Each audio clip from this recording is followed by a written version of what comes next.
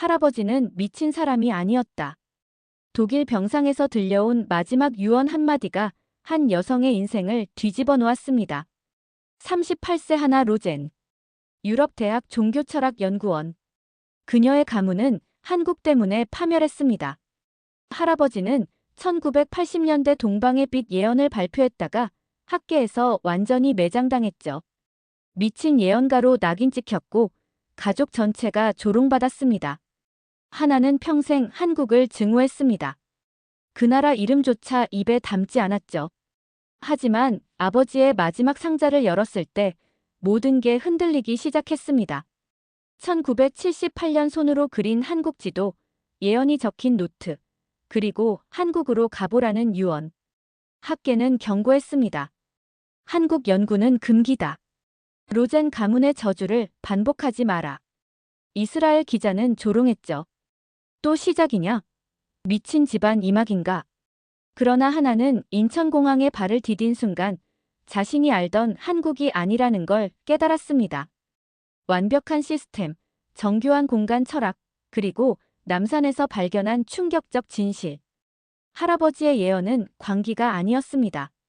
1500년 전 신라가 남긴 빛의 알고리즘이었고 한글에 숨겨진 과학이었으며 세계가 놓친 문명의 비밀이었습니다. 빛은 동방의 끝에서 인간의 길을 비춘다. 한 여성이 가문의 저주를 끝내고 진실을 되찾기까지. 지금 그 여정이 시작됩니다. 여러분이라면 좋아요 어떻게 꼭 하시겠어요? 눌러주세요. 다가다 학계의 경고를 무시하고 진실을 찾아 한국으로 떠난다면, 용기 있다 구독과 그대로 남아 좋아요 꼭 안정을 눌러주세요. 선택한다면 다가다 현명하다를 댓글로 한가지가사가 남겨주세요. 그리고 지금 이 이야기를 듣고 계신 장소도 함께 알려주시면 감사하겠습니다. 저는 베를린행 택시 안에서 떨리는 손으로 핸드폰을 쥐고 있었습니다. 화면에는 짧은 문자 한 줄이 떠 있었죠. 아버지 위독, 즉시 오세요. 심장이 쿵쾅거렸습니다. 불과 3시간 전까지만 해도 저는 대학 예심실에서 제 논문을 방어하고 있었어요. 통과했습니다. 5년간 준비한 연구였죠. 하지만 그 기쁨은 단 10분도 가지 못했어요. 예심이 끝나자마자 지도 교수가 저를 복도로 불러냈습니다. 그의 표정은 차갑고 딱딱했죠. 로젠 박사, 당신 가문 이야기 들었소. 한국 관련 연구는 절대 건드리지 마시오. 그건 학계의 금기요. 학과장도 옆에 서 있었어요. 우리는 당신의 미래를 걱정하는 겁니다. 로젠 가문의 전철을 밟지 마세요. 이스라엘에서 온 원로학자는 더 직설적이었습니다. 한국 예언 따위 들먹이는 순간 당신 커리어는 끝이요. 저는 아무 말도 못했어요. 그저 고개를 끄덕이고 연구실로 돌아왔죠. 그런데 그 순간 문자가 왔습니다. 아버지가 쓰러졌다고요. 병원 이름을 보자마자 저는 가방을 집어들고 뛰쳐나왔습니다. 택시 기사에게 병원 주소를 외쳤고 차는 빗속을 가르며 달렸어요. 병원 복도는 소독약 냄새로 가득했습니다. 중환자실 앞에 섰을 때 제 다리가 후들거렸죠. 간호사가 문을 열어줬어요. 5분만 계세요. 환자분 상태가 매우 위중합니다. 저는 천천히 안으로 들어갔습니다. 침대 위에 누운 아버지는 너무 작아 보였어요. 온몸에 연결된 선들, 규칙적으로 울리는 기계음. 저는 그의 손을 잡았습니다. 아버지, 저예요. 하나예요. 아버지의 눈이 천천히 떠졌어요. 희미한 눈빛이었지만 저를 알아봤습니다. 입술이 미세하게 움직였죠. 하나야. 목소리는 거의 들리지 않았어요. 저는 귀를 가까이 대야 했습니다. 아버지, 말씀하지 마세요. 힘 아껴야 해요. 하지만 아버지는 고개를 저었습니다. 그리고는 떨리는 손으로 침대 옆 서랍을 가리켰어요. 저는 서랍을 열었습니다. 안에는 낡은 나무 상자가 하나 들어있었어요. 먼지가 잔뜩 쌓인 오래된 상자였죠. 이게 뭐예요? 아버지의 손이 제 손목을 붙잡았습니다. 놀랄 만큼 강한 힘이었어요. 하나야. 내 할아버지는 미친 사람이 아니었다. 저는 숨이 멎는 것 같았습니다. 할아버지라니요?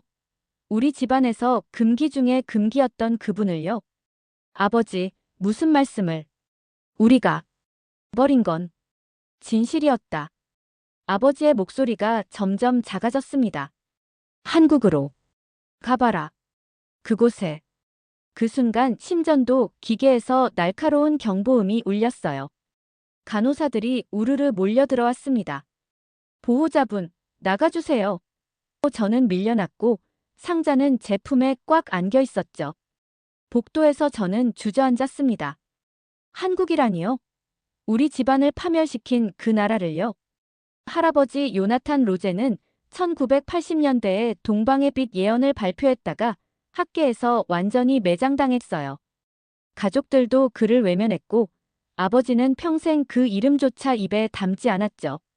그런데 지금 죽음 직전에 할아버지를 말하다니요. 의사가 나왔습니다. 유족분이시죠? 저는 고개를 들었어요. 그의 표정만으로 알 수 있었습니다. 최선을 다했지만 유감입니다. 심전도의 직선음이 귓가에 울렸습니다. 저는 상자를 가슴에 꼭 끌어안았어요. 아버지의 마지막 말이 머릿속을 맴돌았습니다. 진실이었다. 도대체 무슨 진실을요? 그날 밤 저는 집으로 돌아왔습니다. 아무도 없는 방에서 상자를 책상 위에 올려놨어요. 열어야 할까요? 아니면 이대로 묻어야 할까요? 학계의 경고가 떠올랐습니다. 한국은 금기다. 로젠 가문의 저주를 되풀이하지 마라. 하지만 아버지의 마지막 눈빛도 잊을 수가 없었어요. 그 간절함, 그 애원. 저는 상자를 만졌습니다. 나무는 차갑고 거칠었죠. 자물쇠는 없었어요. 그냥 여는 방식이었습니다. 손가락이 뚜껑에 닿았을 때 온몸에 소름이 돋았어요. 열면 돌이킬 수 없을 것 같았습니다. 하지만 저는 결국 뚜껑을 열었습니다. 그리고 그 안에서 제 인생이 뒤집힐 물건들을 발견했죠. 상자 안에는 3가지가 들어있었습니다. 낡은 가죽 노트 1권, 누렇게 바랜 지도 1장, 그리고 봉투에 담긴 편지들이었죠. 저는 떨리는 손으로 노트를 집어들었어요. 표지에는 히브리어로 빛의 기록이라고 적혀 있었습니다. 할아버지의 필체였어요. 첫 페이지를 펼쳤습니다. 1978년 3월, 나는 동방의 끝에서 문명의 처음을 보았다. 문장 하나하나가 제 가슴을 두드렸어요. 사람들은 내가 미쳤다고 했다. 하지만 나는 본 것을 부정할 수 없다. 한국의 땅, 한국의 언어, 한국의 하늘에는 인류가 잊어버린 철학이 살아 숨쉰다. 저는 숨을 참았습니다. 이게 정말 할아버지가 쓴 글일까요? 다음 장을 넘겼죠. 그곳에는 도표와 기호들이 빼곡히 그려져 있었어요. 한글 자음과 모음의 구조, 태양의 궤적, 산맥의 능선이 하나의 패턴으로 연결되어 있었습니다. 빛은 동방의 끝에서 인간의 길을 비추리라. 이 문장 아래에는 빨간 밑줄이 3번이나 그어져 있었어요. 할아버지는 이 한 문장에 모든 걸 걸었던 겁니다. 저는 노트를 내려놓고 지도를 펼쳤습니다. 1978년에 직접 그린 한국 지도였어요. 서울, 부산, 경주. 도시 이름들이 손글씨로 적혀 있었죠. 그런데 이상했습니다. 경주 남산 지역에만 유독 표시가 많았어요. 빨간 점들이 능선을 따라 찍혀 있었고 그 점들을 연결하면 하나의 선이 만들어졌습니다. 그 선의 끝에는 이렇게 적혀 있었어요. 여기서 빛이 시작된다. 편지 봉투를 열었습니다. 안에는 할아버지가 아버지에게 보냈지만 전달되지 않은 편지들이 있었어요. 제일 위 편지를 꺼냈습니다. 게르손, 내 아들아. 너는 나를 미워하겠지. 하지만 언젠가는 이해할 것이다. 내가 한국에서 본 것은 광기가 아니라 진실이었다. 내가 혹은 내 후손이 반드시 이 길을 완성해 주길 바란다. 날짜는 1985년이었어요. 할아버지가 돌아가시기 1년 전이었죠. 저는 편지를 읽다가 울컥했습니다. 아버지는 이 편지들을 평생 숨겨왔던 거예요. 미워했지만 버릴 수는 없었던 겁니다. 그리고 마지막 순간 그 짐을 제게 넘긴 거죠. 하나야, 내가 끝내줘. 아버지의 목소리가 들리는 것 같았어요. 그날 밤 저는 한숨도 자지 못했습니다. 노트를 읽고 또 읽었어요. 지도를 들여다보고 또 들여다봤죠. 새벽 4시가 되었을 때 제 노트북에서 이메일 알림이 울렸습니다. 학과장이었어요. 로젠 박사, 당신 아버지 보고 들었습니다. 애도를 표합니다. 하지만 명심하십시오. 당신 가문의 과거를 반복하지 마십시오. 한국 관련 연구는 학계에서 용납되지 않습니다. 저는 이메일을 닫았습니다. 그리고 SNS를 열었어요. 이스라엘 기자 다비드 샤피르가 제 타임라인에 메시지를 남겨놨더군요. 로젠 박사, 부친상 애도합니다. 그런데 혹시 또 한국 헛소리 하실 건 아니죠? 로젠 가문 이막, 꽤 흥미로운 기사거리가 될 텐데요. 비아냥거림이 글자마다 묻어났어요. 저는 이를 악물었습니다. 다비드 샤피르. 그는 10년 전부터 우리 가문을 조롱하는 기사를 써온 사람이에요. 할아버지를 예언 사기꾼이라고 불렀고 저까지 미친 집안 후손으로 엮었죠.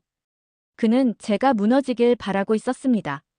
학계도 언론도 모두가 저를 압박하고 있었어요. 저는 창밖을 바라봤습니다. 베를린의 새벽은 차갑고 어두웠어요. 하지만 제 책상 위에는 할아버지의 지도가 펼쳐져 있었죠.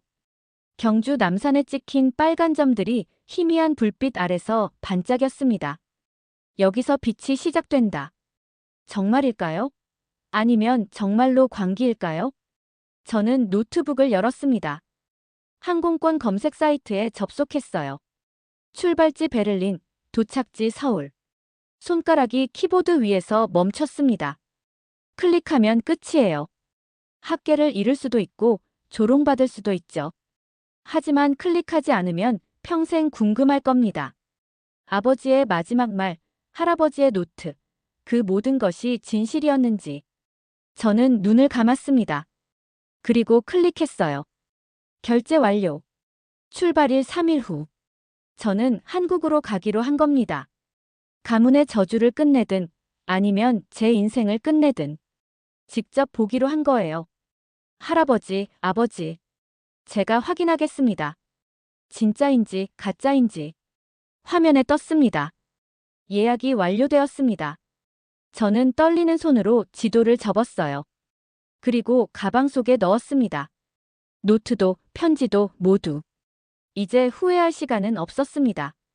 저는 동방의 끝으로 갑니다. 비행기는 정확히 정시에 인천공항에 착륙했습니다. 12시간의 비행 끝에 저는 피곤했지만 긴장으로 잠을 이룰 수가 없었어요. 기내 안내방송이 한국어, 영어, 독일어로 차례로 흘러나왔죠. 독일어 발음이 꽤 정확해서 놀랐습니다. 저는 가방을 챙기고 출구로 향했어요. 입국장에 들어서자마자 저는 멈칫했습니다. 사람들이 줄지어 서 있었지만 혼란스럽지 않았어요. 전광판에는 대기 시간이 실시간으로 표시되고 있었죠. 예상 대기 시간 8분. 유럽 공항에서는 1시간씩 기다리는 게 일상이었는데 말이에요. 저는 반신반의하며 줄에 섰습니다. 정말로 8분 만에 제 차례가 왔어요. 입국 심사관은 제 여권을 받아들고 스캔했습니다. 화면을 몇 번 터치하더니 독일어로 물었어요. 방문 목적이 무엇입니까? 유창했습니다. 연구조사입니다. 제가 대답하자 그는 고개를 끄덕였죠. 체류 기간은 2주 예정입니다. 도장을 찍고 여권을 건네주는 데 걸린 시간은 2분이었어요. 짐을 찾으러 가는 길도 놀라웠습니다. 바닥에는 방향 표시가 LED로 켜져 있었고 제가 가야 할 수함을 찾는 곳까지의 거리가 표시되어 있었어요. 178m, 도보 2분. 저는 그 표시를 따라 걸었죠. 정확히 2분 후 수화물 벨트 앞에 도착했습니다. 제 캐리어는 이미 나와 있었어요. 공항 로비로 나왔을 때 저는 잠시 서서 주변을 둘러봤습니다. 천장이 높고 밝았어요. 곳곳에 안내 데스크가 있었고 직원들은 태블릿을 들고 있었죠. 한 외국인 여행객이 길을 물었습니다. 직원은 즉시 태블릿으로 지도를 띄워 보여주며 영어로 설명했어요.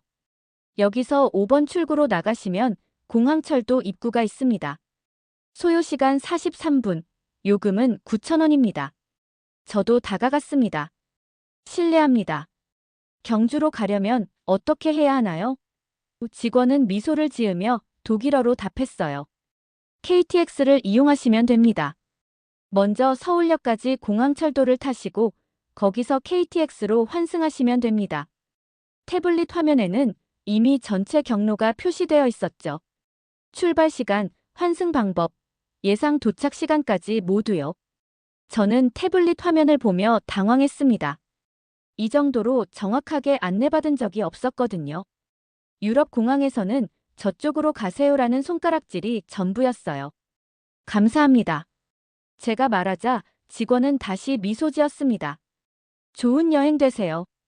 경주는 아름다운 도시입니다. 공항철도를 타러 가는 길에 화장실을 들렀어요. 문을 열자마자 깜짝 놀랐습니다. 너무 깨끗했거든요. 변기마다 자동 센서가 달려 있었고 휴지는 충분히 비치되어 있었죠. 세면대 위에는 손 소독제, 핸드크림까지 놓여 있었어요. 거울은 김서림 방지 기능이 있었고 조명은 자연광처럼 부드러웠습니다. 저는 세면대에서 손을 씻으며 거울 속 제 얼굴을 봤어요. 피곤한 얼굴이었지만 눈빛은 흔들리고 있었습니다. 이게 내가 알던 한국이 맞나? 할아버지의 노트에는 한국이 동방의 끝이라고 적혀 있었어요. 저는 그걸 후진국이라는 뜻으로 이해했죠. 하지만 지금 제가 보고 있는 건 그게 아니었습니다.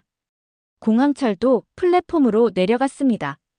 전광판에는 2분 후 도착이라고 표시되어 있었어요. 정말로 2분 후에 열차가 들어왔습니다. 문이 열리고 사람들이 질서정연하게 탑승했죠. 저도 빈 좌석에 앉았어요. 좌석은 깨끗했고 창문은 투명했으며 온도는 쾌적했습니다. 열차가 출발했습니다. 진동이 거의 없었어요.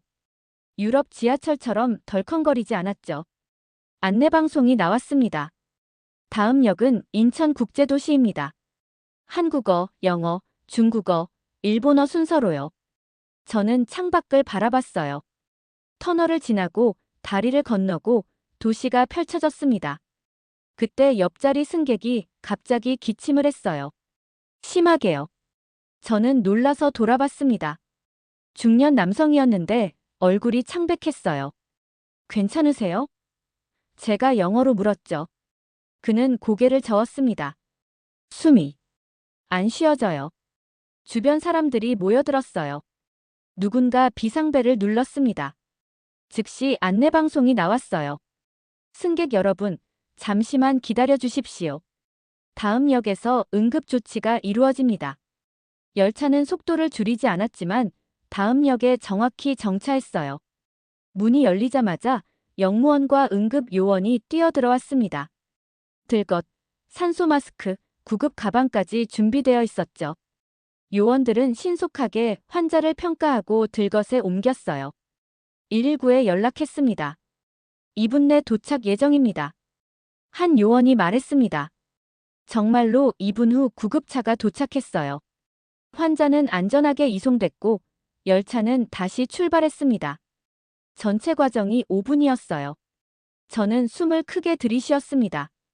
유럽이었다면 최소 20분은 걸렸을 거예요. 아니, 어쩌면 제대로 된 조치조차 받지 못했을 겁니다. 하지만 여기서는 모든 게 시스템으로 움직이고 있었어요. 사람이 아니라 시스템이 사람을 살리고 있었죠. 서울역에 도착했습니다. 저는 플랫폼에 내려 주변을 둘러봤어요. 사람들은 빠르게 움직였지만 서로 부딪히지 않았습니다. 안내판은 명확했고 화살표는 직관적이었죠. 저는 KTX 탑승구로 향했어요. 티켓은 온라인으로 미리 예매해놨습니다. 개찰구를 통과하며 생각했어요. 이 나라는 내가 생각했던 것과 완전히 다르다. 편견이 흔들리기 시작했습니다. 할아버지가 본 게 정말 있었던 걸까요? 아니면 이건 그냥 잘 발달한 인프라일 뿐일까요? 저는 아직 몰랐습니다. 하지만 한 가지는 확실했어요. 이 나라는 저를 놀라게 하고 있었습니다. KTX 플랫폼에 섰을 때 저는 할아버지의 지도를 꺼내봤습니다. 경주까지는 약 2시간이라고 했어요. 유럽이라면 기차가 최소 한 번은 연착했을 겁니다. 하지만 전광판에는 정시 출발이라는 표시가 떠 있었죠. 저는 반신반의하며 열차에 올랐어요. 좌석을 찾아 앉았습니다. 의자는 부드러웠고 공간은 넉넉했어요. 창문은 넓었고 테이블은 깔끔했죠. 열차 안은 조용했습니다. 사람들은 각자 책을 읽거나 노트북을 하거나 잠을 자고 있었어요. 큰 소리로 통화하는 사람도, 음악을 크게 틀어놓은 사람도 없었습니다. 정확히 정시에 열차가 출발했어요. 진동도, 소음도 거의 느껴지지 않았습니다. 저는 창밖을 바라봤어요. 서울의 빌딩 숲이 빠르게 지나갔고, 이내 산과 들판이 펼쳐졌죠. 속도가 엄청났지만 흔들림은 없었습니다. 유럽 고속열차보다 훨씬 안정적이었어요. 저는 가방에서 할아버지의 노트를 꺼냈습니다. 경주 부분을 다시 읽었어요. 경주는 한국 문명의 심장이다. 이곳의 공간 배치는 우연이 아니다. 사찰, 능선, 하늘이 하나의 언어로 말한다. 저는 고개를 저었습니다. 여전히 이해할 수 없었어요. 공간이 언어라니요? 2시간이 정말 빠르게 지나갔습니다. 안내방송이 나왔어요. 곧 경주역에 도착합니다. 저는 짐을 챙기고 일어났죠. 열차는 정확히 예정 시간에 경주역에 멈췄습니다. 1분의 오차도 없었어요. 저는 플랫폼에 내려 깊게 숨을 들이쉬었습니다. 공기가 달랐어요. 서울보다 더 맑고 조용했죠. 역사를 나와 택시 승강장으로 갔습니다. 줄이 길지 않았어요. 3분 만에 제 차례가 왔죠. 택시 기사는 중년 남성이었고 친절하게 웃었습니다. 어디 가세요? 호텔 신라스테이요. 제가 예약 확인서를 보여주자 그는 고개를 끄덕였어요. 아, 거기 좋죠. 10분이면 도착합니다. 차가 출발했습니다. 저는 창밖을 보며 경주 시내를 관찰했어요. 도시는 작았지만 정돈되어 있었습니다. 신호등은 정확히 작동했고 도로는 깨끗했으며 표지판은 명확했죠. 택시 기사가 말했어요. 처음 오셨어요? 네. 경주는 역사도시예요. 천년 고도라고 하죠. 볼 게 많습니다. 저는 미소 지었습니다. 남산에 가보려고 해요. 기사의 눈빛이 반짝였어요. 아, 남산. 거기 정말 좋죠. 조용하고 아름다워요. 외국인들도 많이 가는데 가이드 필요하시면 제가 소개해 드릴까요? 괜찮습니다. 혼자 보고 싶어서요. 기사는 고개를 끄덕였죠. 알겠습니다. 천천히 구경하세요. 호텔에 도착했습니다.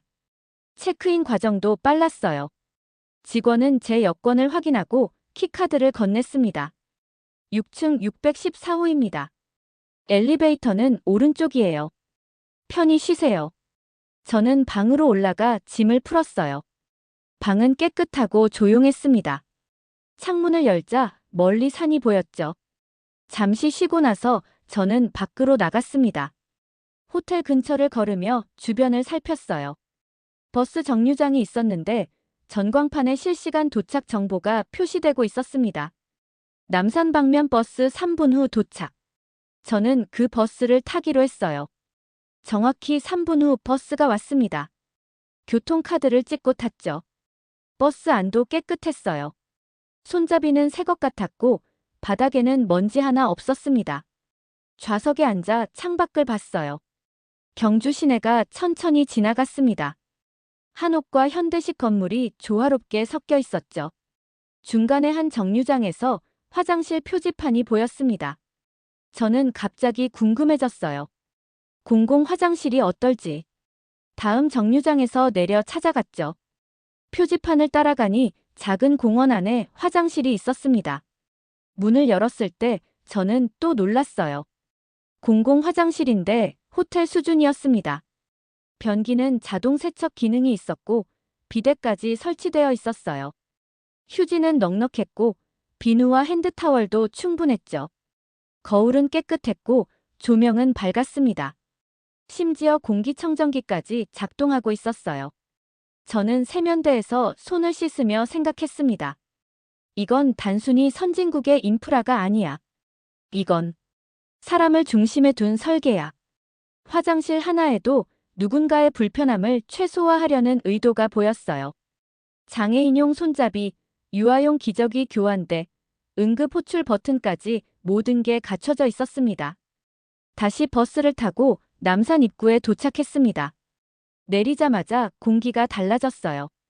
더 맑고 차가웠습니다. 저는 입구 안내판을 봤어요.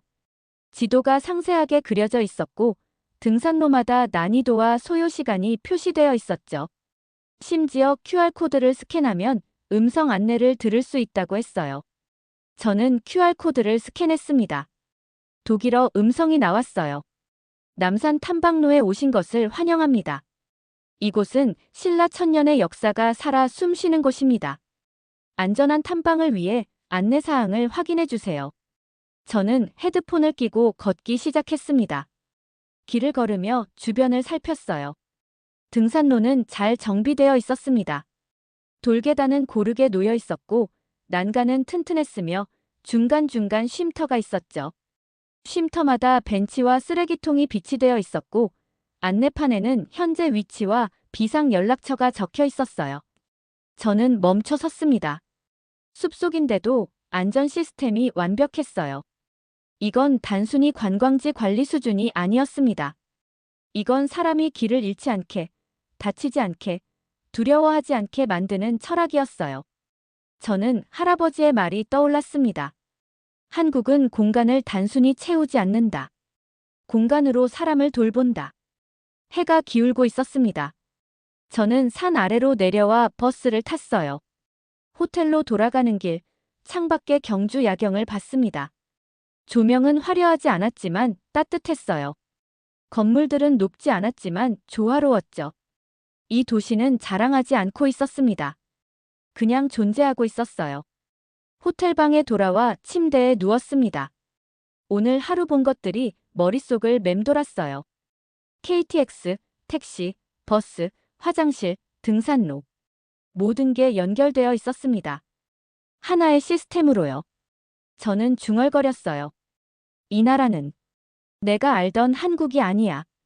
창밖으로 남산 능선이 보였습니다. 어둠 속에서도 그 윤곽은 또렷했어요. 저는 할아버지의 지도를 펼쳤습니다. 그리고 창밖 산을 비교했죠. 지도의 빨간 선과 실제 능선이 겹쳐지는 순간 소름이 돋았습니다. 설마, 정말로. 다음 날 아침 일찍 저는 남산으로 향했습니다. 가방에는 할아버지의 노트와 지도, 그리고 나침반을 챙겼어요. 호텔 직원이 추천해준 가이드와 약속이 있었죠.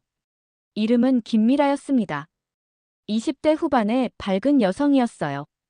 안녕하세요. 로젠 박사님이시죠? 그녀는 활기차게 인사했습니다.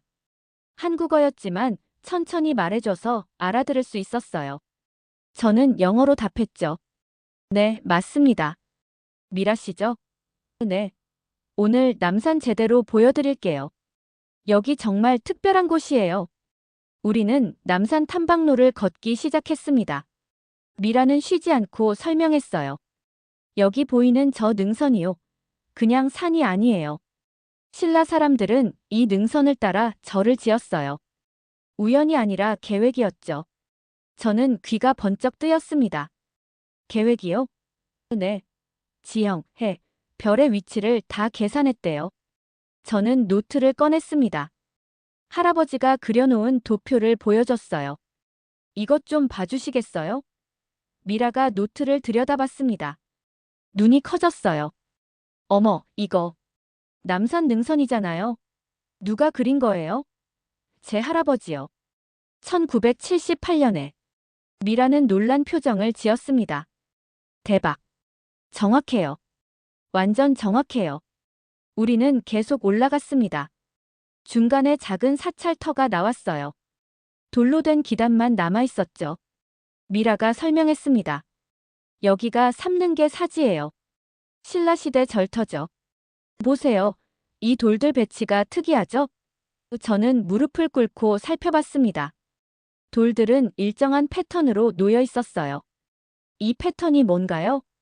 제가 물었습니다. 미라가 웃었어요. 한글이요. 저는 고개를 들었습니다. 한글이요? 네. 기역, 니은, 디귿 같은 자음 모양이랑 비슷하대요.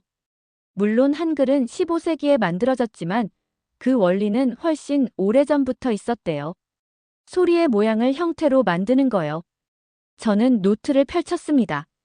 할아버지가 적어놓은 한글 분석 페이지였어요. 한글은 단순한 문자가 아니다. 빛, 소리, 공간의 원리를 담은 과학이다. 미라가 노트를 보더니 고개를 끄덕였습니다. 맞아요. 한글은 소리나는 위치를 보고 만들었어요. 입술, 이목, 다 과학이죠. 우리는 더 올라갔습니다. 능선을 따라 걸으니 중간중간 돌탑들이 보였어요. 미라가 말했습니다. 저 탑들도 그냥 쌓은 게 아니에요. 일정한 간격이 있어요. 햇빛이 지나가는 길을 따라 세운 거래요. 저는 나침반을 꺼냈습니다. 탑들의 방향을 재봤어요. 정확히 동서남북을 가리키고 있었습니다. 이건 우연이 아니네요. 제가 중얼거렸습니다. 미라가 웃었어요. 당연하죠. 신라는 천문학이 발달했어요. 첨성대 아시죠? 세계에서 가장 오래된 천문대 중 하나예요. 별 보고, 계절 읽고, 그걸로 농사 짓고 건물 지었어요. 저는 할아버지의 문장이 떠올랐습니다. 빛은 동방의 끝에서 인간의 길을 비춘다. 우리는 능선 정상 근처에 도착했습니다. 거기서 미라가 멈춰 섰어요. 여기요. 여기가 포인트예요. 저는 주변을 둘러봤습니다. 평범한 바위들이 놓여 있었어요. 뭐가 특별한가요? 미라가 바위를 가리켰습니다. 저 바위에 새겨진 거 보이세요? 가까이 다가가 봤습니다. 희미한 글자가 새겨져 있었어요. 한자였죠. 하지만 그 배치가 이상했습니다. 일렬이 아니라 원형으로 새겨져 있었어요. 이게 뭐죠? 광명이요. 빛광, 밝을명.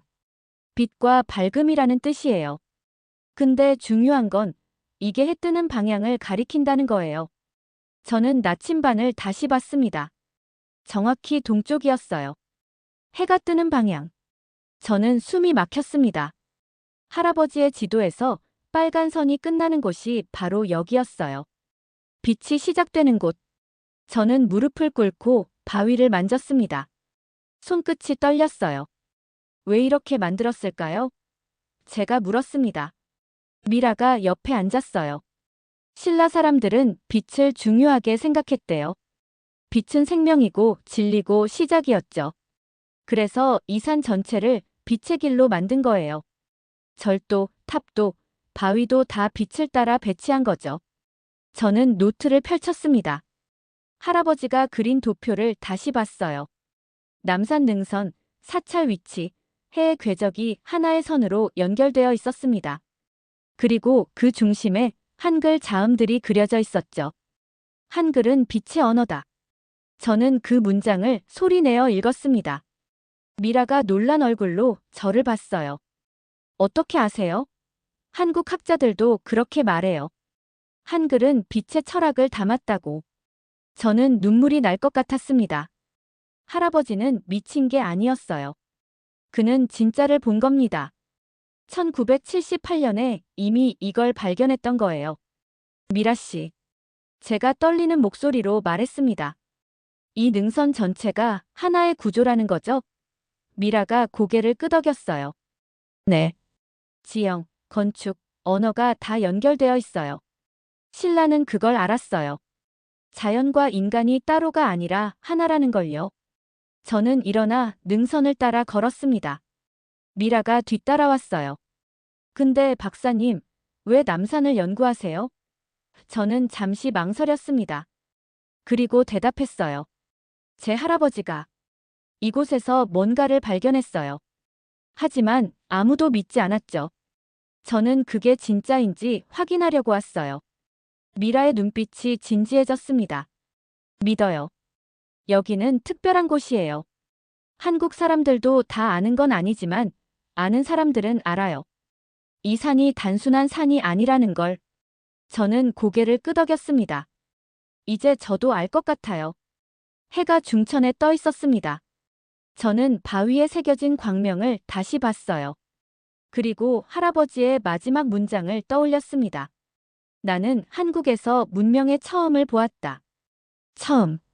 그게 무슨 뜻인지 이제 조금 이해할 것 같았어요. 이곳 사람들은 빛으로 시작했고, 빛으로 말했고, 빛으로 살았던 겁니다. 미라 씨, 더 보여줄 곳 있나요? 제가 물었습니다. 미라가 환하게 웃었어요. 당연하죠. 이제 시작이에요. 남산은 넓거든요. 우리는 다시 걷기 시작했습니다. 저는 가방 속 노트를 만지며 생각했어요. 할아버지, 당신이 옳았어요. 이건 진짜예요. 능선을 따라 걸으며 저는 확신했습니다. 이건 우연이 아니라는 걸요. 한국은 뭔가를 알고 있었어요. 오래전부터요. 그리고 저는 이제 그 비밀의 문 앞에 서 있었습니다. 호텔로 돌아온 저녁, 노트북을 열자마자 이메일 알림이 쏟아졌습니다. 20개가 넘었어요. 대부분 베를린 대학에서 온 것들이었죠. 첫 번째 메일을 열었습니다. 학과장이었어요. 로젠 박사, 즉시 귀국하시오. 당신의 한국 체류가 학계에 알려졌소. 이는 매우 심각한 문제요. 두 번째 메일은 더 직설적이었습니다. 지도 교수였어요. 하나, 당신이 무엇을 하고 있는지 알고 있소. 로젠 가문의 망상을 따라가는 거요? 당신 커리어를 생각하시오. 지금 돌아오면 모른 척 하겠소. 저는 이를 악물었습니다. 모른 척? 제가 뭘 잘못했나요? 세 번째 메일을 열었을 때 저는 얼어붙었습니다. 보낸 사람은 익명이었어요. 하지만 내용은 충격적이었죠. 로젠 박사님, 저는 베를린 대학 역사학과 조교입니다. 당신에게 알려야 할 사실이 있습니다. 1980년대 당신 할아버지의 연구가 매장된 건 학문적 이유가 아니었습니다. 정치적 이유였습니다. 저는 손을 떨며 계속 읽었어요. 당시 유럽 학계 일부 원로들은 동양 문명, 특히 한국 문명이 서구보다 앞섰다는 주장을 용납할 수 없었습니다. 요나탄 로젠 교수의 논문은 그 금기를 건드렸죠. 그래서 조직적으로 그를 고립시켰습니다. 증거 자료들을 은폐하고 동료 학자들에게 압력을 넣었어요. 저는 그 문서들을 봤습니다. 저는 숨이 막혔습니다. 할아버지가 미친 게 아니었어. 메일은 계속되었어요. 당신 아버지도 그 사실을 알았습니다. 하지만 가족을 지키기 위해 침묵했죠. 그리고 평생 죄책감에 시달렸습니다.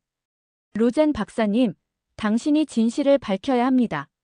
첨부 파일을 확인하세요. 첨부 파일을 열었습니다. 스캔된 문서들이었어요. 1980년대 학계 회의록, 편지들, 메모들. 제 손이 떨렸습니다. 한 문서에는 이렇게 적혀 있었어요. 로젠의 한국 연구는 반드시 저지되어야 한다. 동방 우월론은 서구 학문 체계를 위협한다. 서명은 당시 유럽인문학회 회장이었습니다. 저는 의자에 주저앉았습니다. 할아버지는 옳았어요. 하지만 진실 때문에 파괴당했던 겁니다. 학문이 아니라 정치 때문에요. 저는 울컥했지만 눈물을 참았습니다. 지금 울 때가 아니었어요. 증명해야 했습니다. 할아버지가 본 게 진짜였다는 걸요. 그때 노트북에 화상통화 요청이 왔습니다. 발신자는 박도윤이었어요. 한국 고고문명정보대학 교수라고 했죠. 어제 남산에서 만난 미라가 소개해준 분이었습니다. 저는 전화를 받았어요. 안녕하세요, 로젠 박사님. 화면에 나타난 박도윤 교수는 40대 초반으로 보였습니다. 침착한 인상이었어요. 미라 씨에게 이야기 들었습니다. 당신 할아버지의 연구 말이죠. 저는 고개를 끄덕였습니다. 네. 그런데 어떻게? 한국 학계도 요나탄 로젠 교수를 압니다. 그분의 논문은 당시 획기적이었죠. 하지만 서구 학계가 묵살했습니다. 박 교수가 계속 말했어요. 우리는 그분의 연구를 보존해왔습니다. 언젠가 누군가 이어받을 거라 믿었죠. 그게 당신이군요. 저는 목이 메었습니다. 한국이 할아버지 연구를 알고 있었나요? 네. 그리고 우리는 그분이 옳았다는 걸 압니다. 증거가 있으니까요. 박 교수가 화면을 공유했습니다.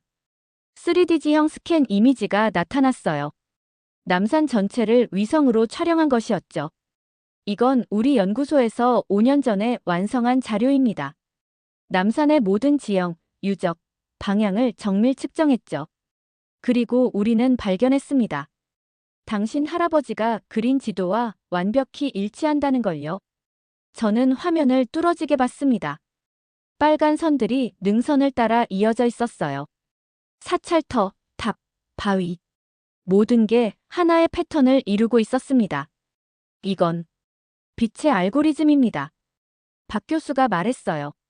신라는 태양의 움직임을 계산해서 공간을 설계했습니다. 그리고 그 원리를 한글 창제에도 적용했죠. 저는 할아버지의 노트를 펼쳤습니다. 똑같은 패턴이 그려져 있었어요. 할아버지는 어떻게 이걸 알았죠? 박 교수가 미소 지었습니다. 직접 걸으셨겠죠. 측정하고 기록하고 분석하셨을 겁니다. 당시엔 이런 기술이 없었으니까요. 순전히 육안과 직관으로 발견하신 겁니다. 천재셨습니다. 박 교수가 또 다른 파일을 보냈습니다. 이건 우리 연구소 자료입니다. 위성사진, 지형 데이터, 역사문헌. 모두 드릴게요. 당신이 필요한 거라면 뭐든 지원하겠습니다. 저는 눈물이 핑 돌았어요. 왜 저를 도와주시는 거죠? 박 교수의 표정이 진지해졌습니다. 진실은 국경이 없습니다. 당신 할아버지는 한국을 이해하려 했고 그 때문에 고통받았죠. 우리는 그분의 용기를 존경합니다. 그리고 당신이 그 길을 이어가는 걸 돕고 싶습니다. 저는 고개를 숙였어요. 감사합니다. 내일 우리 연구소로 오세요. 박 교수가 말했습니다. 더 자세한 자료를 보여드리겠습니다. 그리고 그가 잠시 망설였어요. 조심하세요. 서구 학계뿐 아니라 일부 언론도 당신을 주시하고 있습니다. 이스라엘 기자 한 명이 당신을 추적 중이라고 들었어요. 저는 다비드 샤피르를 떠올렸습니다. 알고 있어요. 걱정 마세요. 박 교수가 고개를 끄덕였습니다. 한국에서는 연구자를 보호합니다. 필요하면 도움을 요청하세요. 통화가 끝났어요. 저는 한동안 화면을 보고 있었습니다. 파일들을 다운로드하기 시작했습니다. 용량이 엄청났어요. 수십 기가바이트였죠. 위성 이미지, 3D 스캔, 역사문헌, 언어 분석. 한국은 이 모든 걸 체계적으로 정리해놨던 겁니다. 저는 감탄했어요. 이 나라는 단순히 관광국가가 아니야. 정보 강국이야. 새벽 2시가 되어서야 다운로드가 끝났습니다. 저는 파일을 열어 하나씩 확인했어요. 할아버지의 지도와 위성 사진을 겹쳐봤습니다. 완벽하게 일치했어요. 오차가 거의 없었죠. 1978년 손으로 그린 지도가 2020년 위성 기술과 같았던 겁니다. 저는 노트에 메모했습니다. 할아버지는 미치지 않았다. 서구학계가 진실을 은폐했다. 한국은 그 진실을 지켜왔다. 손이 떨렸지만 글씨는 또렷했어요. 저는 결심했습니다. 이걸 세상에 알리겠다고요. 학계가 뭐라든 언론이 뭐라든 상관없었습니다. 창밖으로 남산이 보였습니다. 어둠 속에서도 능선은 선명했어요. 저는 중얼거렸습니다. 기다려요, 할아버지. 제가 증명할게요. 당신이 옳았다는 걸. 노트북 화면에는 한국연구소의 로고가 떠 있었습니다. 저는 처음으로 혼자가 아니라는 걸 느꼈어요. 다음 날 아침 일찍 저는 박도윤 교수의 연구소로 향했습니다. 경주 외곽에 있는 현대식 건물이었어요. 입구에서 보안 카드를 받았죠. 방문자용입니다. 3층 연구실로 오세요. 안내 직원이 친절하게 말했습니다. 엘리베이터를 타고 3층에 도착했어요. 복도는 조용했고 깨끗했습니다. 연구실 문을 열자 박 교수가 미소 지으며 맞아줬어요. 어서 오세요, 로젠 박사님. 연구실은 넓었습니다. 한쪽 벽면에는 대형 스크린이 설치되어 있었고 책상 위에는 여러 대의 모니터가 놓여 있었죠. 앉으세요. 커피 드릴까요? 박 교수가 물었습니다. 괜찮습니다. 자료부터 보고 싶어요. 박 교수가 고개를 끄덕이고 스크린을 켰어요. 남산의 3D 모델이 화면을 가득 채웠습니다. 이건 레이저 스캔으로 만든 겁니다. 정확도가 밀리미터 단위예요. 저는 숨을 죽이고 화면을 봤습니다. 능선, 계곡, 유적들이 입체로 보였어요. 박 교수가 조작하자 빨간 선들이 나타났습니다. 이게 태양의 궤적입니다. 동지, 하지, 춘분, 추분. 사계절 해의 움직임이죠. 선들은 유적들을 정확히 관통하고 있었어요. 놀랍죠? 박 교수가 말했습니다. 신라 사람들은 이걸 계산했어요. 1000년 전에요. 그리고 그 지식을 건축과 도시 계획에 적용했죠. 저는 할아버지의 노트를 꺼냈습니다. 여기도 똑같은 선이 그려져 있어요. 박 교수가 노트를 받아들고 화면과 비교했어요. 일치합니다. 완벽하게요. 그때 제 핸드폰이 울렸습니다. SNS 알림이었어요. 다비드 샤피르가 제 계정에 태그를 달았더군요. 저는 앱을 열었습니다. 심장이 철렁 내려앉았어요. 그는 제 사진을 올려놨습니다. 경주 남산에서 찍은 것이었어요. 제가 바위를 만지고 있는 모습이었죠. 캡션이 있었습니다. 로젠 가문의 저주가 계속된다. 하나 로젠, 할아버지 광기를 따라 한국까지 왔다. 예언 사기극, 이막 시작인가? 댓글이 수백 개 달려 있었어요. 대부분 조롱이었습니다. 미친 집안, 또 시작이네. 학계 망신. 박 교수가 제 얼굴을 봤습니다. 무슨 일이죠? 저는 핸드폰을 건넸어요. 박 교수의 표정이 굳어졌습니다. 이 사람이 다비드 샤피르입니까? 네. 저를 10년째 괴롭히는 기자예요. 박 교수가 핸드폰을 돌려줬습니다.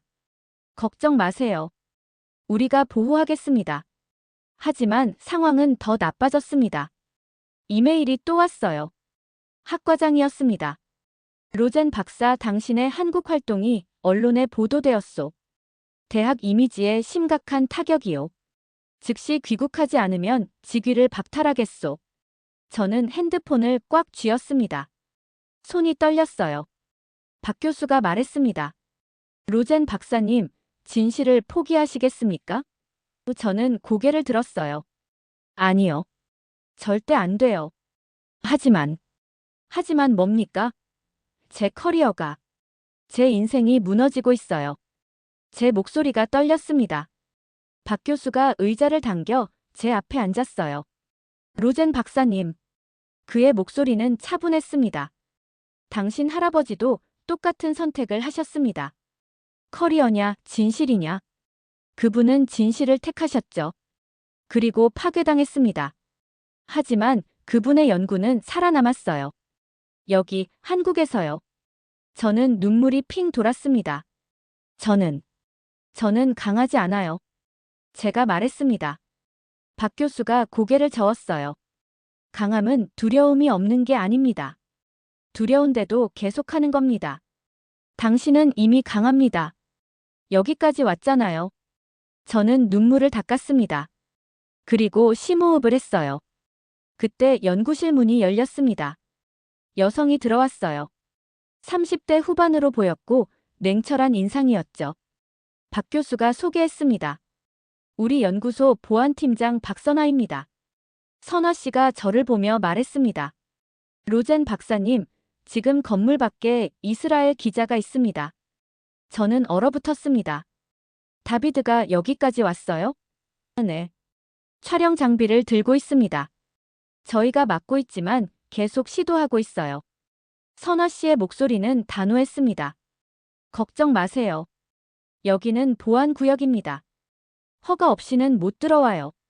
하지만 제 핸드폰이 또 울렸습니다. 다비드에게서 온 메시지였어요. 로젠, 나와라. 인터뷰 안 하면 더 심한 기사 쓴다. 너희 가문 끝장내주마. 저는 핸드폰을 떨어뜨릴 뻔했습니다. 박 교수가 그걸 받아들고 읽었어요. 그의 얼굴이 단단해졌습니다. 이건 협박입니다. 박 교수가 말했습니다. 선화 씨, 경찰에 연락하세요. 선화 씨가 고개를 끄덕이고 전화기를 들었어요. 저는 의자에 주저앉았습니다. 이게 맞나요? 제가 이렇게까지 해야 하나요? 박 교수가 제 어깨에 손을 올렸어요. 로젠 박사님, 들어보세요. 그가 진지하게 말했습니다. 진실은 언제나 저항을 받습니다. 왜냐하면 진실은 기존 질서를 흔들기 때문이죠. 당신 할아버지가 그랬고 지금 당신이 그렇습니다. 하지만 한국은 당신을 지킬 겁니다. 우리는 진실을 숨기지 않으니까요. 저는 고개를 들었습니다. 박 교수의 눈빛은 확고했어요. 한국이 저를 지켜준다고요? 네. 연구자는 보호받아야 합니다. 특히 진실을 찾는 연구자는요. 그 순간 저는 깨달았습니다. 이 나라는 정말 달랐어요. 사람을, 진실을, 학문을 지키는 시스템이 있었습니다. 박 교수가 스크린을 다시 켰습니다. 이제 마지막 퍼즐을 보여드리겠습니다. 화면에 새로운 이미지가 나타났어요. 한글 자음과 남산 지형이 겹쳐져 있었습니다. 보세요. 기역은 계곡, 니은은 능선, 디귿은 봉우리. 한글의 모양과 지형의 모양이 일치합니다. 저는 숨을 멈췄습니다. 이건 한글은 단순한 문자가 아닙니다. 박 교수가 설명했어요. 자연의 원리를 담은 철학이죠. 소리, 빛, 공간. 모든 게 연결되어 있어요. 신라는 이걸 알았고 세종대왕은 이걸 문자로 만들었습니다. 할아버지의 문장이 떠올랐습니다. 빛은 동방의 끝에서 인간의 길을 비춘다. 그럼 할아버지가 발견한 게 맞습니다. 박 교수가 고개를 끄덕였어요. 한국 문명의 핵심이죠. 통합의 철학. 자연과 인간, 과학과 예술, 언어와 공간. 모든 걸 하나로 보는 시각이었습니다. 서구학계는 이걸 이해 못했어요. 아니, 이해하기 싫었죠. 저는 할아버지의 노트를 펼쳤습니다. 마지막 장이었어요. 나는 한국에서 문명의 처음을 보았다. 분리가 아니라 통합, 지배가 아니라 조화, 정복이 아니라 공존. 이것이 동방의 빛이다. 눈물이 흘러내렸습니다. 할아버지는 알고 있었어요. 세상이 필요한 게 뭔지를요. 선화 씨가 들어왔습니다. 경찰이 도착했습니다. 기자를 이동시켰어요. 저는 안도의 한숨을 쉬었습니다. 박 교수가 말했습니다. 로젠 박사님, 이제 결정하셔야 합니다. 이 연구를 세상에 발표하시겠습니까? 저는 창밖을 봤어요. 남산이 보였습니다. 네. 제가 대답했습니다. 발표하겠습니다. 할아버지의 명예를 위해서, 진실을 위해서, 그리고 저는 박 교수를 봤어요. 저를 믿어준 한국을 위해서요. 박 교수가 미소 지었습니다. 좋습니다. 우리가 함께 하겠습니다. 그날 저는 결심했습니다. 학계가 저를 버리든 언론이 조롱하든 상관없었어요. 저는 끝까지 갈 겁니다. 진실은 숨겨지면 안 되니까요. 그리고 한국은 제게 그 용기를 줬습니다. 발표일 전날 밤, 저는 남산 정상으로 올라갔습니다. 박도윤 교수가 함께했어요. 내일 일출을 보고 싶어요. 제가 말했습니다. 할아버지의 노트 마지막 장을 여기서 읽고 싶어요. 박 교수는 고개를 끄덕였죠. 좋은 생각입니다. 우리는 밤새 산을 올랐습니다. 손전등 하나만 들고요. 별이 쏟아질 것 같았어요. 정상에 도착했을 때는 새벽 4시였습니다. 차가운 바람이 불었지만 상쾌했어요. 저는 바위에 앉아 할아버지의 노트를 펼쳤습니다. 마지막 장이었죠. 나는 이제 이해한다. 동방의 끝은 세상의 끝이 아니었다. 새로운 시작이었다. 할아버지의 글씨는 떨리고 있었어요. 한국은 세계에 말한다. 문명은 정복이 아니라 조화다. 발전은 파괴가 아니라 보존이다. 빛은 동방의 끝에서 인간의 길을 비춘다. 나는 그 빛을 보았다. 저는 책장을 넘겼습니다. 다음 장에는 편지가 끼워져 있었어요. 처음 보는 것이었죠. 봉투에는 하나에게라고 적혀 있었습니다. 할아버지가 직접 쓴 한글이었어요. 저는 떨리는 손으로 편지를 꺼냈습니다. 나의 손녀 하나에게. 내가 이 편지를 읽고 있다면 너는 내가 걸었던 길을 걷고 있을 것이다. 두렵겠지. 나도 그랬다. 세상은 내게 미쳤다고 할 것이다. 나에게 그랬듯이. 하지만 하나야, 진실은 사라지지 않는다. 단지 기다릴 뿐이다. 내가 오기를. 눈물이 흘러내렸습니다. 할아버지는 알고 있었어요. 언젠가 제가 올 거라는 걸요. 한국은 세계에 보여줄 것이 있다. 분열된 세계의 통합의 지혜를, 파괴하는 문명의 조화의 철학을, 어둠 속 인류에게 빛의 길을. 그것이 동방의 역할이다. 그리고 너는 그 메신저가 될 것이다. 저는 편지를 가슴에 안았습니다. 박 교수가 옆에서 조용히 말했어요. 할아버지께서 당신을 믿으셨습니다. 네. 이제 알았어요. 제가 대답했습니다. 할아버지는 미치지 않았어요. 너무 앞서 있었던 거예요. 박 교수가 고개를 끄덕였습니다. 하늘이 밝아오기 시작했습니다. 동쪽 능선이 붉게 물들었어요. 저는 일어나 그쪽을 바라봤습니다. 박 교수도 함께 섰죠. 곧 뜹니다. 그가 말했어요. 저는 숨을 죽였습니다. 그리고 그 순간이 왔어요. 태양이 떠올랐습니다. 능선 너머로 빛이 쏟아졌어요. 저는 눈을 감았다가 떴습니다. 빛이 제 얼굴을 비췄어요. 따뜻했습니다. 눈물이 멈추지 않았죠. 할아버지가 본 것이 이거였어요. 이 빛, 이 순간, 이 깨달음. 빛은 동방의 끝에서. 제가 중얼거렸습니다. 인간의 길을 비춘다. 박 교수가 이어 말했어요. 우리는 서로를 봤습니다. 저는 웃었어요. 처음으로 진심으로 웃었습니다. 이제 알겠어요. 할아버지가 왜 평생 이걸 지키려 했는지. 산을 내려와 연구소로 돌아왔습니다. 오늘이 발표일이었어요. 온라인 학술회의였죠. 유럽, 미국, 아시아 학자들이 참여했습니다. 저는 발표 자료를 마지막으로 점검했어요. 할아버지의 노트, 한국의 위성 데이터, 3D 스캔, 언어 분석. 모든 증거가 준비되어 있었습니다. 회의가 시작되었습니다. 화면에는 수십 명의 학자들이 보였어요. 학과장도 지도 교수도 있었습니다. 다비드 샤피르도 언론인 자격으로 참여해 있었죠. 저는 심호흡을 했습니다. 그리고 발표를 시작했어요. 존경하는 학자 여러분, 저는 오늘 제 할아버지 요나탄 로젠의 연구를 재조명하고자 합니다. 제 목소리는 떨리지 않았어요. 1980년대 그분은 한국 문명의 독특한 철학을 발견했습니다. 하지만 학계는 그를 조롱했죠. 오늘 저는 그분이 옳았다는 것을 증명하겠습니다. 자료를 공유했습니다. 할아버지의 지도가 화면에 나타났어요. 이것은 1978년 손으로 그린 지도입니다. 그리고 이것은 한국연구소의 위성 사진을 겹쳤습니다. 2020년 위성 기술로 촬영한 사진입니다. 보시다시피 완벽히 일치합니다. 화면 너머에서 웅성거림이 들렸습니다. 한국의 남산 지역은 우연히 형성된 게 아닙니다. 신라는 태양의 움직임, 지형의 특성, 언어의 원리를 통합해서 공간을 설계했죠. 이것이 바로 제 할아버지가 발견한 빛의 알고리즘입니다. 저는 3D 모델을 보여줬어요. 능선과 태양 궤적이 교차하는 지점들이 빨간 점으로 표시되었습니다. 더 놀라운 것은 한글입니다. 저는 다음 슬라이드로 넘어갔어요. 한글 자음의 형태와 남산 지형의 패턴이 일치합니다. 이것은 우연이 아닙니다. 한국 문명은 자연, 언어, 공간을 하나의 체계로 이해했던 겁니다.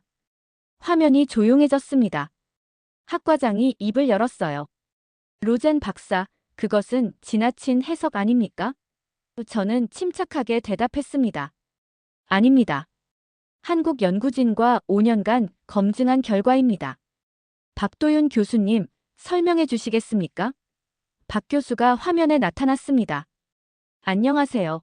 저는 한국고고문명정보대학의 박도윤입니다. 그의 목소리는 확고했어요. 로젠 박사의 연구는 정확합니다. 우리는 이미 요나탄 로젠 교수의 논문을 보존해왔고 현대기술로 검증했습니다. 그분은 선구자였습니다. 화면이 다시 웅성거렸습니다. 다비드 샤피르가 끼어들었어요.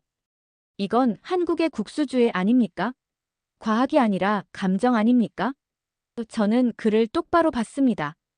샤피르 씨, 당신은 10년간 증거도 없이 제 가문을 조롱했습니다. 오늘 저는 증거를 보여드렸어요. 이제 당신이 답할 차례입니다. 진실이 두렵습니까? 다비드의 얼굴이 굳어졌습니다. 그는 아무 말도 하지 못했어요. 저는 계속했습니다. 학계 여러분, 저는 묻고 싶습니다. 왜 요나탄 로젠 교수의 연구가 매장되었습니까? 학문적 이유였습니까? 아니면 정치적 이유였습니까? 화면이 조용해졌습니다. 익명 메일을 보낸 조교가 채팅창에 글을 올렸어요. 1980년대 학계 문서가 공개되었습니다. 로젠 교수 연구는 조직적으로 은폐되었습니다. 링크가 걸렸습니다. 학자들이 클릭하기 시작했어요. 웅성거림이 커졌습니다. 학과장의 얼굴이 창백해졌습니다. 지도교수도 마찬가지였어요. 저는 마지막 슬라이드를 띄웠습니다. 할아버지의 마지막 문장이었죠. 빛은 동방의 끝에서 인간의 길을 비춘다. 저는 천천히 말했습니다.